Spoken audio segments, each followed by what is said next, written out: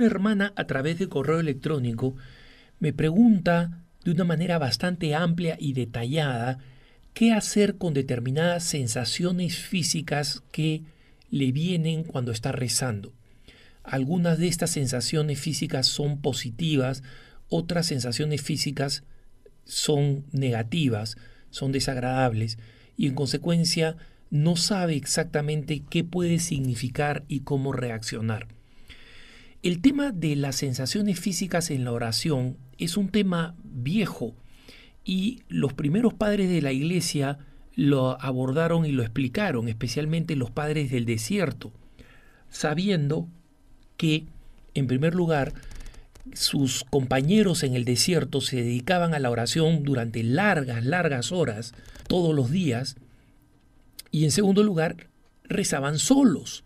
O sea, estamos hablando todavía de la época previa a los monasterios, cuando los que se iban a buscar la soledad de la oración lo hacían en cuevas o bajo árboles, en lugares apartados, en lugares desérticos y muy alejados de la civilización.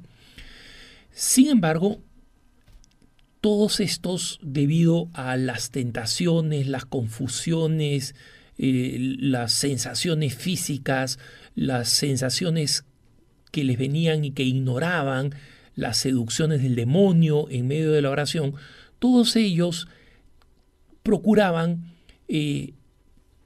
ubicarse en un lugar cercano a un Abba o Apa espiritual, un maestro, un padre espiritual.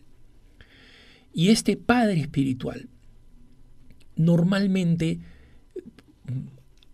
anciano o con mucho más años de experiencia, había aprendido a sortear las tentaciones que se presentaban, especialmente en la oración, y explicaba algunas cosas a los que llegaban más jóvenes y más inexpertos. Explicaban, por ejemplo, el famoso demonio del mediodía, ¿no? Que era esa pesadumbre tremenda que llegaba, especialmente en zonas desérticas, al mediodía con el sol cayendo encima, y cómo venía un sueño tremendo, una pereza y una tentación de abandonar la vida eremítica, la vida apartada, por ponerles un ejemplo. Pero una de las cosas que también enseñaba era el tema de las sensaciones físicas al rezar. ¿Qué enseñaban los padres del desierto respecto de las sensaciones físicas al rezar? 1.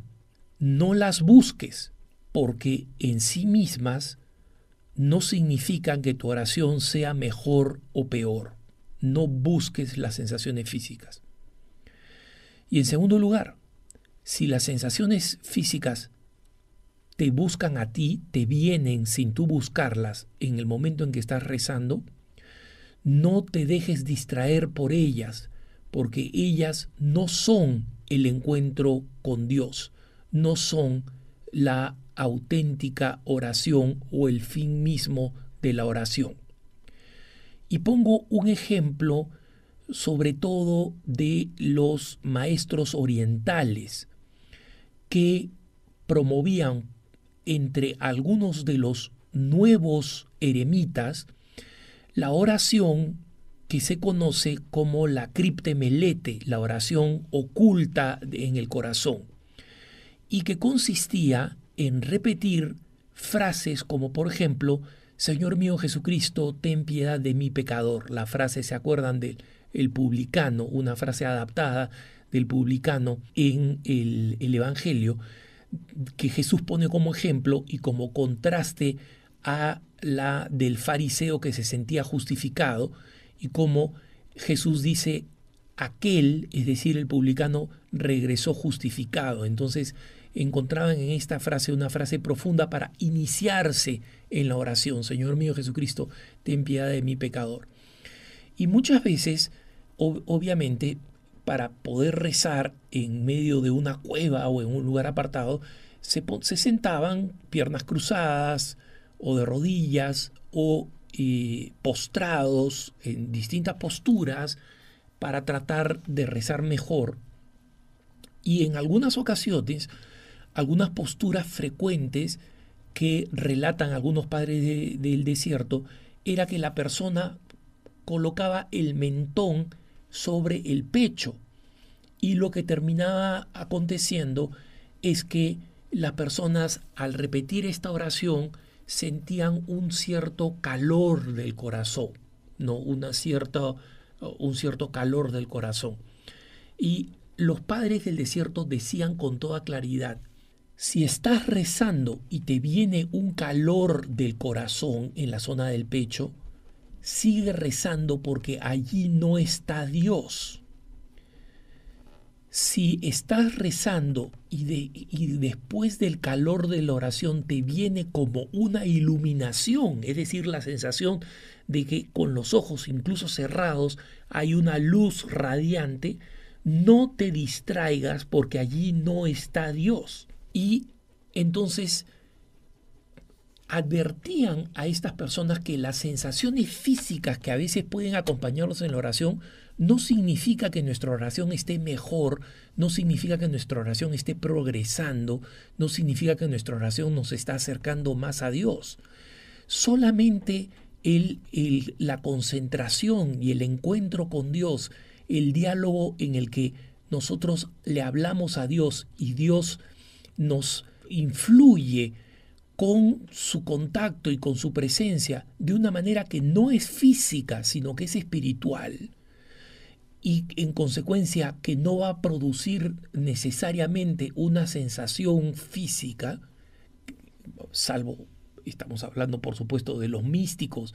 Tenemos el caso de la transfixión de Santa Teresa de Ávila, pero nosotros estamos hablando de nuestra oración común y corriente, no estamos hablando de la oración mística, que si Dios lo bendice a alguien con una oración mística y con una experiencia mística, Dios lo bendiga, pero no es el camino habitual de la oración cristiana. El camino habitual de la oración cristiana es simplemente que nosotros recemos, oremos, reflexionemos en nuestra vida cristiana ante la presencia de Dios, y que esa reflexión y esa meditación, especialmente hecha con la palabra, con la Sagrada Escritura, nos vaya profundizando certezas sobre la verdad de Dios que vayan transformando nuestra vida y la vayan convirtiendo en una vida virtuosa.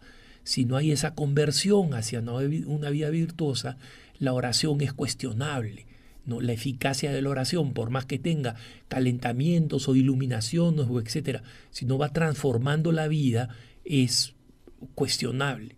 Estos mismos padres del desierto advertían también de sensaciones negativas, porque a veces se producían sensaciones negativas, dolores de cabeza, malestares, especialmente malestares o sensaciones extrañas en el bajo vientre, y todas estas sensaciones los padres de la iglesia advertían que eran tentaciones para que nosotros dejáramos de rezar.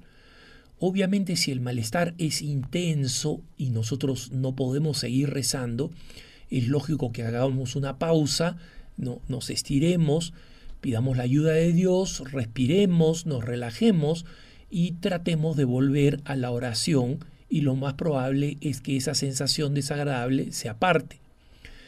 Pero si es una sensación desagradable que podemos superar, entonces hay que continuar rezando, porque el enemigo, el demonio, quiere que nosotros paremos de rezar. El demonio no le gusta que nosotros recemos, no le gusta que estemos en la Santa Misa, no le gusta que lo visitemos al Señor en el Santísimo, no le gusta ninguna de esas actividades que nos acercan a Dios. Y obviamente es un enemigo jurado de la oración. Dios nos protege y por eso no nos pasan cosas más malas durante la oración, simplemente porque Dios nos está protegiendo y permite que nosotros podamos rezar y elevar nuestra oración a Dios. Pero es importante que comprendamos, hermanos, que la oración es un acto espiritual. El cuerpo debe ayudar simplemente. La postura corporal tiene que ser una postura que nos ayude a rezar, que una postura que sea suficientemente cómoda como para que el cuerpo no sea un impedimento para la concentración en la oración y tengamos que cambiar de posición en medio de la oración con la consecuente distracción, y que sea suficientemente erguida y alerta como para que nosotros no nos quedemos dormidos o se nos duerma parte del cuerpo o estemos tan relajados que no nos podemos concentrar en la oración. Los santos escribieron manuales sobre cuál es la postura física correcta. No. Algunos compartían cómo rezaban ellos, algunos sentados, otros arrodillados, en algunos casos el gran santo de la Eucaristía, Pedro Julián Aymar, decía que él hacía su adoración al Santísimo durante 1 hora de rodillas y con los brazos estirados en cruz. Y yo les confieso que no he aguantado 1 hora haciendo esta postura en esta oración, ¿no? Entonces no se trata de que imitemos a los santos que no podemos imitar.